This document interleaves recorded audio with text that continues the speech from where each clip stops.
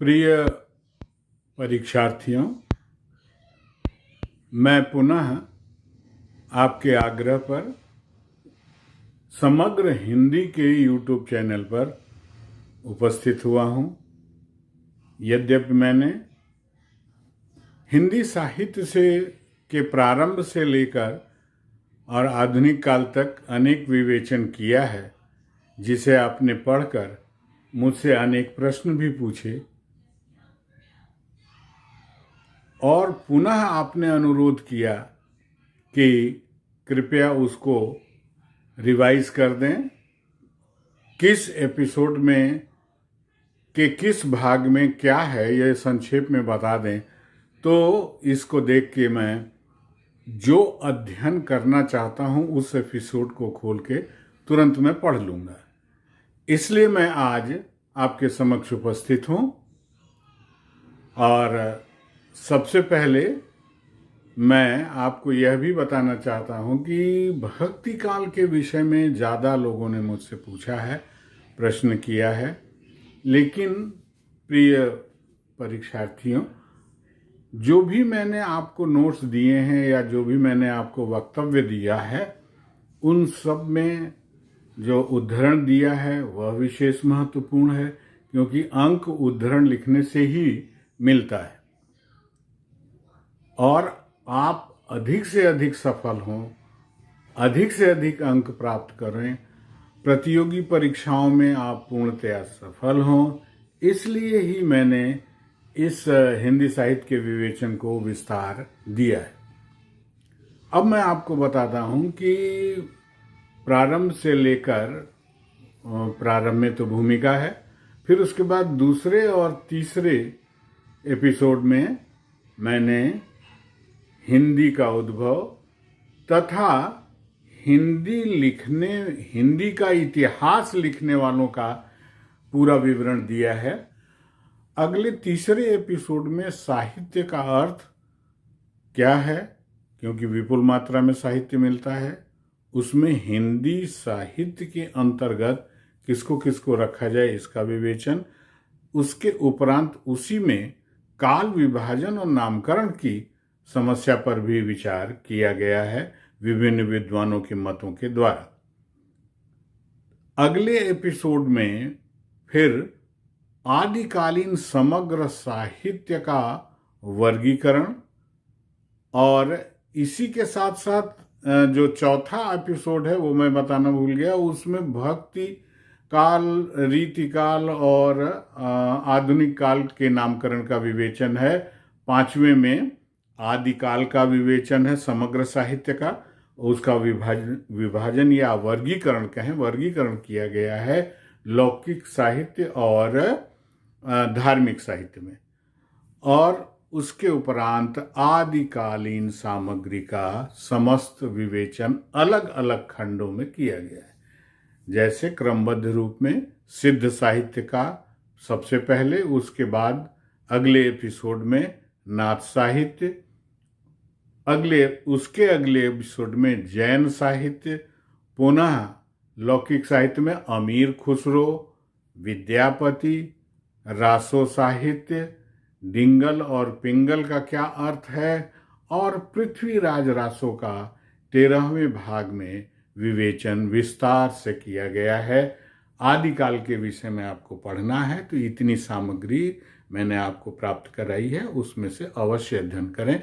विभिन्न विद्वानों के मतों को जरूर देखें, जिससे कि वो आप अपने प्रश्न के उत्तर में लिख सकें और अधिक से अधिक अंक प्राप्त करें।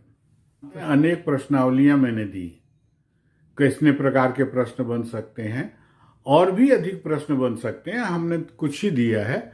उसमें एक जगह बोलने में मुझसे त्रुटि हो गई है। जॉर्ज ग्रियर्सन ने जो modern vernacular literature of Hindustan लिखा है वह 1988 मैंने बोल दिया है, लेकिन वो गलत है।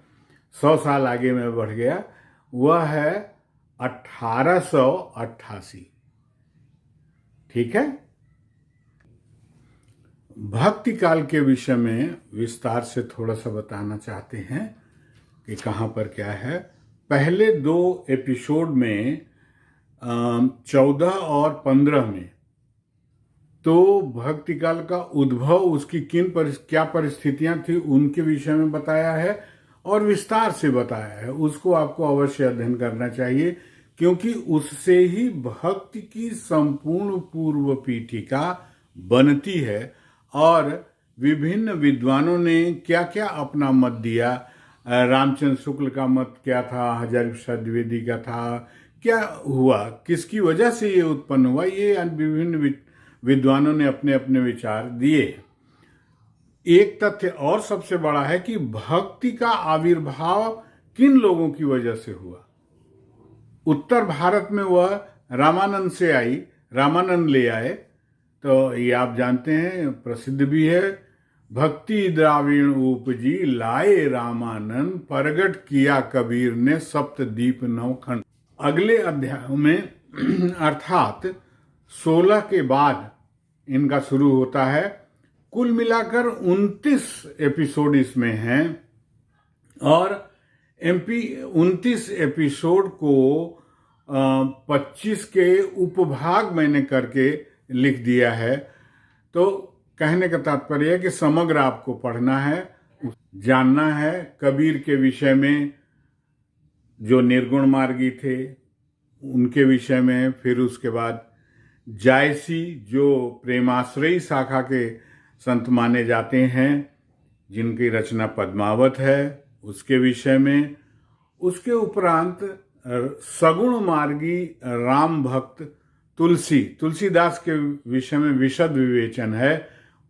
अनेक अन्य लोगों ने भी किया है।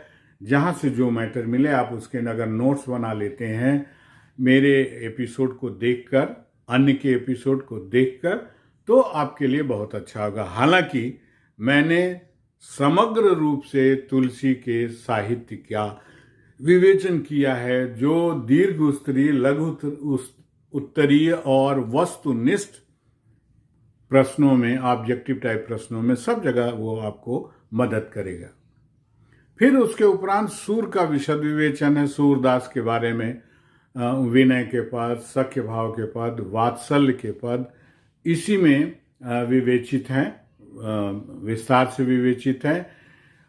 पुष्टिमार्गी सिद्धांतों के अनुसार जो अष्टछाप का निर्माण हुआ वह उसके विषय में भी आपको बताया गया है। भ्रमर गीत के विषय में विशेष बताया गया है, जिसमें ज्ञान के ऊपर भक्ति की पराकाष्ठा की गई है, भक्ति को स्थापित किया गया है गोपियों के माध्यम से, उद्धव गोपी संवाद के माध्यम से। फिर उसके बाद जो सबसे महत्वपूर्ण है वह बहुत शोध करने के बाद मीराबाई के बारे में बताया गया है। तो आप कृपया उसको अध्ययन करें और उसको पढ़ें, और इससे आपको परीक्षा में बहुत अधिक सहायता मिलेगी। इसमें भक्ति काल के उपरांत रीति काल आता है। रीति शब्द का क्या अर्थ है और विभिन्न विद्वानों का क्या मत है। आचार्य रामचंद्र शुक्ल ने रीति शब्द दिया, उसका क्या अर्थ है। अनेक विद्वानों के, विश्वनाथ प्रसाद मिश्र ने श्रृंगार काल कहा। तो इस सब का क्या कारण रहा और किसमें अव्याप्ति दोष है और कौन सा मत मान्य हुआ, यह सब देते हुए रीति युक्त या रीतिबद्ध और रीति सिद्ध और रीति मुक्त 3 भागों में इस काल के समग्र साहित्य का विभाजन किया गया है। रीतिबद्ध या रीति युक्त में आचार्य केशवदास का विशद विवेचन है, जिन्हें कठिन काव्य का प्रेत कहते हैं। और रीति सिद्ध में कविवर बिहारी लाल आते हैं, जिन्होंने दोहे में बिहारी सतसही की रचना की और उसमें कोई भी अलंकार बाकी नहीं है जिसका उन्होंने वर्णन नहीं किया हो, जो कोई भी रस बाकी नहीं है जिसका कि उन्होंने वर्णन नहीं किया है। इसीलिए उनको रीति सिद्ध कवि कहते हैं। रीति मुक्त में घनानंद, आलम, बोधा और ये रसखान, ये सारे लोग आते हैं।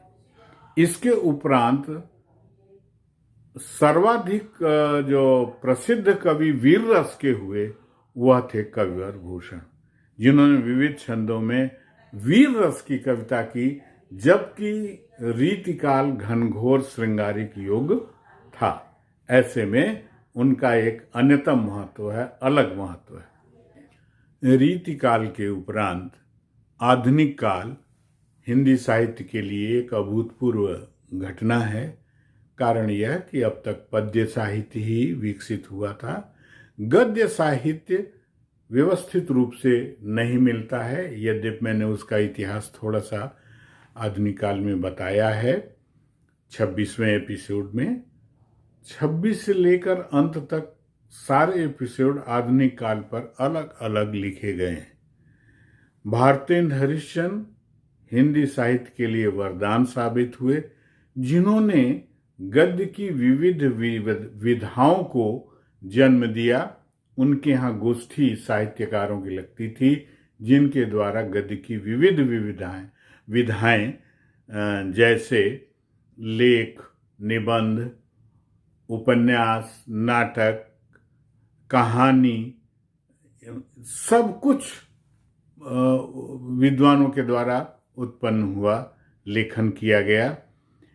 लेकिन इससे भी एक अभूतपूर्व घटना हुई। आचार्य महावीर प्रसाद द्विवेदी भारतेंद्र जी के बाद आए और उन्होंने भाषा को एक रूपता दी। तात्पर्य क्या?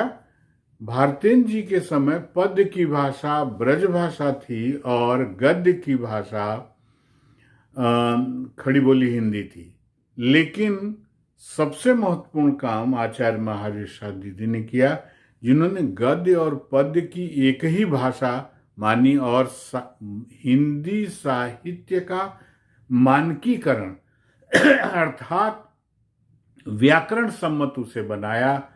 और हिंदी साहित्य ने, यह भी जान लें कि हिंदी साहित्य ने संस्कृत भाषा की सहायता से अपना व्याकरण एक बनाया, जिसके आधार पर मानक हिंदी उत्पन्न हुई।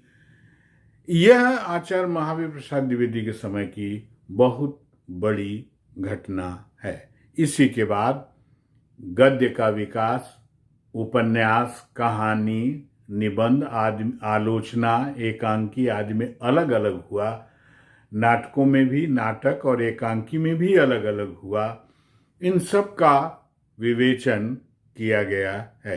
कृपया जो भी आवश्यकता हो आप उसका अवलोकन अवश्य करें। धन्यवाद। कृपया अगर आपको कोई कमेंट करना है तो कमेंट बॉक्स में जाकर जरूर कमेंट करें, और इसके अलावा और भी कोई जानकारी चाहते हो तो कृपया बताएं। हम उसको बहुत ही सरल भाषा में, अच्छी भाषा में, साहित्यिक भाषा में भी बताएंगे।